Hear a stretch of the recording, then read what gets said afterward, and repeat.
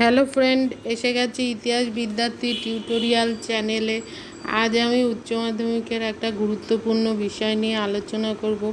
বিষয়টা হচ্ছে চীনের উপর আরোপিত অসম চুক্তি বলতে কি বোঝো। এই অসম চুক্তি বা যেটার আরেক নাম বৈষম্যমূলক চুক্তি, এর বৈশিষ্ট্যগুলো কি ছিল। আচ্ছা, অসম চুক্তি বলতে আমরা কি বুঝি সেটা প্রথমে বলছি। পশ্চিমী রাষ্ট্রগুলি দীর্ঘকাল ধরে চীন ও জাপানের অভ্যন্তরে প্রবেশের ক্ষেত্রে বিভিন্ন বাধার সম্মুখীন হলেও 19 শতক থেকে বহিরাগত দেশগুলোর কাছে চীনে প্রবেশের কঠোরতা হ্রাস পেতে থাকে।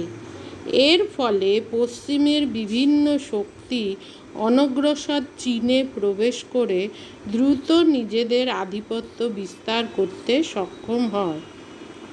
অসম চুক্তির ব্যাখ্যা। 19 শতকের ও 20 শতকের শুরুতে চীনে কিং বা চিং বংশের শাসনকালে ব্রিটেন, ফ্রান্স, জার্মানি, মার্কিন যুক্তরাষ্ট্র, রাশিয়া, জাপান প্রভৃতি বহিরাগত সাম্রাজ্যবাদী শক্তিগুলি তাদের সামরিক শক্তিকে কাজে লাগিয়ে চীনকে বিভিন্ন যুদ্ধে পরাজিত করে সেদেশে নিজেদের অর্থনৈতিক ও সামরিক আধিপত্যের প্রসার ঘটায়। এই সমস্ত সাম্রাজ্যবাদী শক্তিগুলি প্রায় প্রত্যেকটি যুদ্ধের পরই চীনের ওপর বিভিন্ন শোষণমূলক সন্ধি বা চুক্তি চাপিয়ে দেয়। এই চুক্তিগুলি সাধারণভাবে অসম চুক্তি বা বৈষম্যমূলক চুক্তি বা আনইকুয়াল ট্রিটি নামে পরিচিত। এই অসম চুক্তির সময়কাল, পরের পয়েন্ট লিখতে হবে অসম চুক্তির সময়কাল। মোটামুটিভাবে 1839 খ্রিস্টাব্দ থেকে 1949 খ্রিস্টাব্দের পূর্ব পর্যন্ত বিদেশি সাম্রাজ্যবাদী শক্তিগুলি চীনের সঙ্গে এরূপ শোষণমূলক আচরণ চালাতে থাকে। এজন্য চীনের সঙ্গে পশ্চিমী শক্তিগুলির স্বাক্ষরিত অসম চুক্তিগুলিকে চীনের শতাব্দীব্যাপী অবমাননা বা সেঞ্চুরি অফ হিউমিলেশন বলে চিহ্নিত করা হয়। মোটামুটিভাবে 20 শতকের শুরু থেকে চীনের ওপর সাম্রাজ্যবাদী শক্তিগুলি কর্তৃক আরোপিত চুক্তিগুলিকে অসম বা বৈষম্যমূলক চুক্তি বলে অভিহিত করা শুরু হয়। এবার এই অসম চুক্তি বা বৈষম্যমূলক চুক্তির বৈশিষ্ট্য কী, পরের পয়েন্ট লিখতে হবে বৈশিষ্ট্য। চীনা ঐতিহাসিক ওয়াং তং মনে করেন যে অসম চুক্তি কথাটি দীর্ঘদিন ধরে বহুল প্রচলিত এবং ব্যাপকভাবে ব্যবহৃত হলেও এর সুস্পষ্ট অর্থের অভাব রয়েছে। তাছাড়া কোন চুক্তিগুলিকে সঠিকভাবে অসম বা বৈষম্যমূলক আখ্যা দেওয়া উচিত তাও পরিষ্কার ছিল না। তবে বিভিন্ন ঐতিহাসিক চীনের উপর আরোপিত বিভিন্ন অসম চুক্তির উল্লেখ করে থাকেন এবং এই চুক্তিগুলির কতগুলো বৈশিষ্ট্য আছে বলেও তারা মনে করেন। সেগুলো হলো কি, একতরফা চুক্তি। পরের পয়েন্ট, এসব চুক্তি চীনা সরকারের সঙ্গে পশ্চিমী শক্তিগুলির পারস্পরিক আলোচনার মাধ্যমে স্বাক্ষরিত হয়নি। কোনো না কোনো যুদ্ধে পশ্চিমী শক্তিগুলির কাছে চীনের পরাজয়ের পর পশ্চিমী শক্তিগুলি চীনের উপর একতরফাভাবে এইসব চুক্তি চাপিয়ে দেয়। চুক্তির শর্ত স্থির করার সময়ও চীনা সরকারের মতামত উপেক্ষিত হয়েছে। পরের পয়েন্ট হচ্ছে 2, চীনের ভূখণ্ডে আধিপত্য। এইসব চুক্তি দ্বারা বিদেশি শক্তিগুলি চীনের বিভিন্ন অঞ্চলে নিজেদের একাধিপত্য প্রতিষ্ঠা করে। তার ফলে এই সমস্ত অঞ্চলে চীনা সরকার ও প্রশাসনের অধিকার ও ক্ষমতা লুপ্ত হয় বা হ্রাস পায়। পরের পয়েন্ট 3, সার্বভৌমত্বে আঘাত।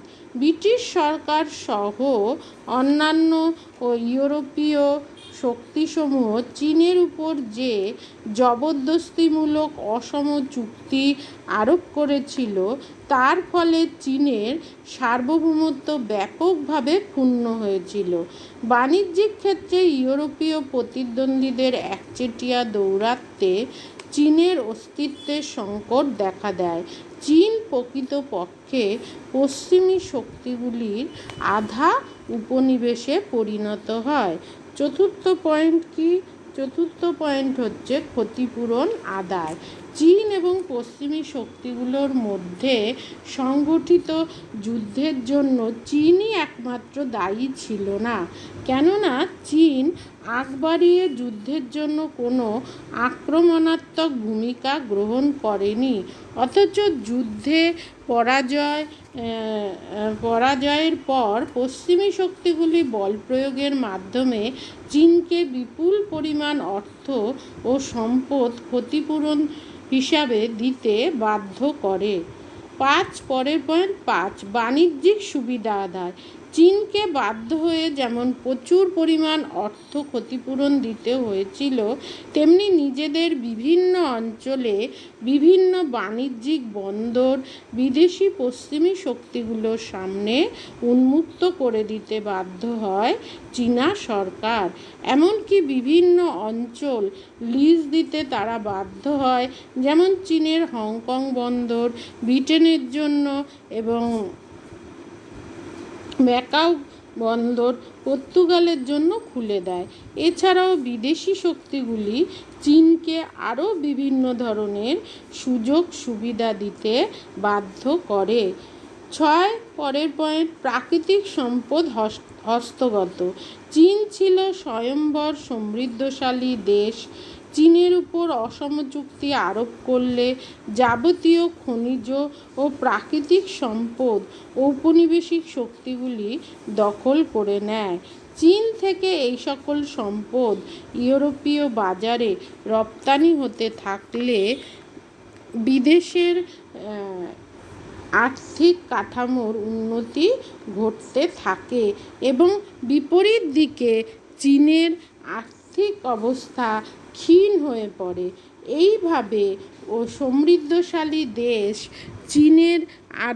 চীনের আর্থিক ও সামরিক দিক থেকে ক্রমশ পেছনের সারির দেশ হিসাবে চীন পরিচিতি লাভ করে। আর সপ্তম কি? বণিকদের প্রতি অবিচার। এশিয়া ও পশ্চিমী শক্তিগুলি চীনের ওপর অসম অন্যায়মূলক চুক্তি আরোপ করে নিজেদের বাণিজ্য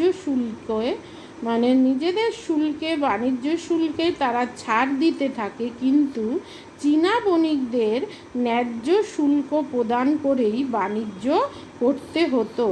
এর ফলে বিদেশি বণিকদের সঙ্গে অসম প্রতিযোগিতায় চীনা বণিকেরা পিছিয়ে পড়ে যেতে থাকে এবং আর্থিকভাবে ক্ষতিগ্রস্ত হয়ে পড়ে।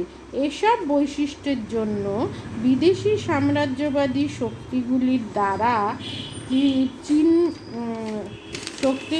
দ্বারা চীনের উপর আরোপিত এই চুক্তিগুলিকে অসম বা বৈষম্যমূলক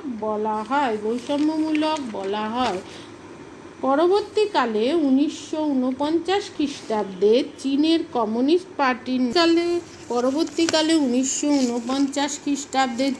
কমিউনিস্ট পার্টির নেতা মাও জেদংয়ের নেতৃত্বে চীনে প্রজাতান্ত্রিক বিপ্লব সংগঠিত হয় এবং চীনে পিপলস রিপাবলিক অফ চায়না, সংক্ষেপে PRC প্রতিষ্ঠিত হয়। ধীরে ধীরে অসম চুক্তির শর্তগুলির গুরুত্ব হ্রাস পেতে থাকে।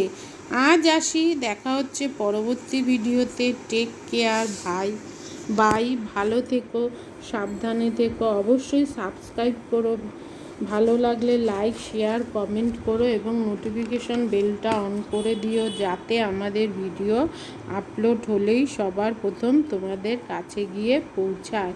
তাহলে দেখা হচ্ছে পরবর্তী ভিডিওতে। Take care, by.